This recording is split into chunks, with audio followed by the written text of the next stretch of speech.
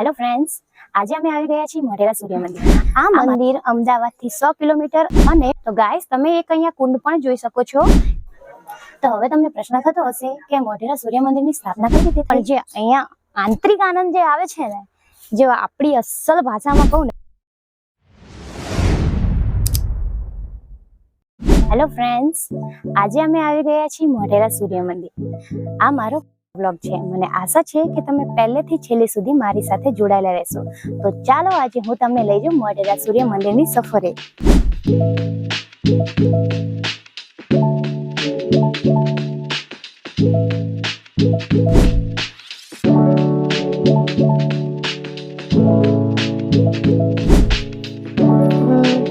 આ મંદિર અમદાવાદથી 100 કિલોમીટર અને મહેસાણાથી 25 કિલોમીટરના અંતરે આવેલું છે. આ વિશ્વ પ્રસિદ્ધ મંદિર જ્યારે તમે આવો ત્યારે તમને એવું લાગે કે તમે કોઈ પર્વતિયાળ વિસ્તારમાં આવી ગયો અને એક અનોખો અહેસાસ થશે તમને.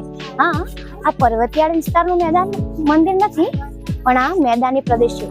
પણ તમે અહીંયાના મકાનોની બનાવટ જોશો તો તમને એવું લાગશે કે કોઈ ટેકરા ઉપર કે એના ઉપર મકાન બન્યા હશે. આ મોઢેરા સૂર્ય મંદિર પુષ્પાવતી નદીની કિનારે આવેલું છે અને આની સુંદરતા હું શબ્દોમાં તો વર્ણવી જ ન શકું. એના માટે તો તમારે ખાસ અહીંયા જ આવવું પડશે. તો ચાલો મોઢેરા સૂર્ય મંદિરની એક ઝલક લઈએ.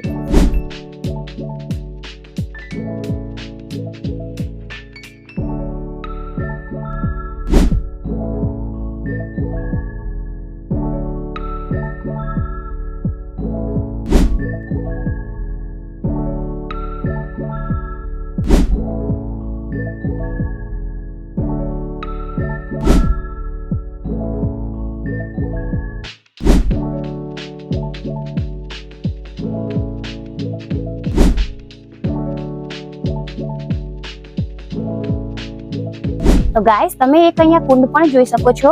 કહેવાય છે કે આ કુંડમાં એક જે તમે નાના નાના મંદિરો જોવો છો ને, ત્યાં 108 દેવી દેવતાઓની પ્રતિમા પણ આવેલી છે. અને અહીંયા તમે જોવો છો કે એની કોતરણી એટલી બારીકાઈથી કરેલી છે કે તમે જ્યાં પણ નજર નાખો તમારી નજર ઝાંખી પડી જાય. હું તો આ દ્રશ્યને જોઈ અચંબિત થઈ ગઈ છું. તો મને લાગે છે તમે પણ આ વ્લોગ જ્યારે જોવાનું ચાલુ કરશો તો તમે પણ તમારી નજર હટાવી તો નહીં જ શકો.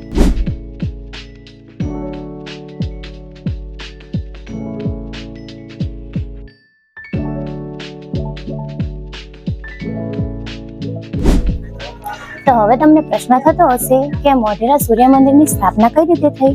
તો સાંભળો. તો અહીંયા રાજવંશ એટલે કે સોલંકી વંશ રહેતો હતો. તેઓને સૂર્યવંશી પણ કહેવામાં આવતા હતા. તેઓ સૂર્યદેવને પોતાના કુળદેવતાના રૂપમાં પૂજતા હતા અને તેઓને વિચાર આવ્યો કે આપણે આપણા કુળદેવતાનું મંદિર બાંધવું છે. તો તે લોકોએ મોઢેરા સૂર્ય મંદિરની સ્થાપના કરી.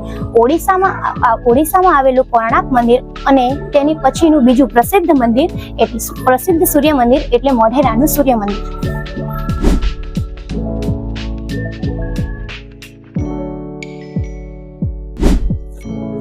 તો ફ્રેન્ડ્સ, તમે અહીંયા જોયું કે અમે તમને અત્યાર સુધી જે બતાવી તે તો અહીંની ખાસિયત હતી.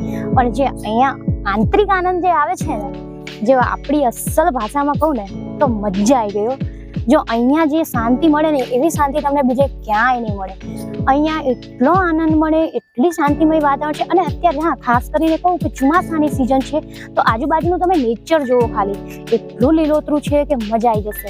અહીંયા જે સૂર્ય મંદિર કહેવાય ને કે આપણું ગૌરવ, અહીંયા આપણે ખાલી ભારતીયો જ નહીં, વિદેશથી પણ ઘણા લોકો અહીંયા આપણી સંસ્કૃતિને જોવા માટે આવે છે, જે આપણા માટે સાચે જ ગૌરવની વાત કહેવાય.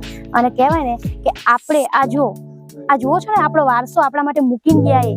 આવું અત્યારે કોઈ મશીનની કે બનાવટ નથી, આ હાથની બનાવટ છે. તો હવે તમે ફરીને થાકી ગયા હશો ને, તો અહીંયા બેસવા માટે સરસ બગીચો પણ છે. અને તમે જોવો છો કે ફોટો સેશન માટે એક સરસ મજાની સૂર્યની પ્રતિમા અહીંયા બનાવેલી છે, જે ફૂલોથી બનાવેલી છે. તો તમે જ્યારે પણ અહીંયા આવો ને તો અચૂક અહીંયા ફોટા તો પાડજો જ, જે તમારું સંભારણું તરીકે તમે સાથે લઈ જાઓ. તો ચલો આપણે પણ એક ફોટો સાથે પાડીએ.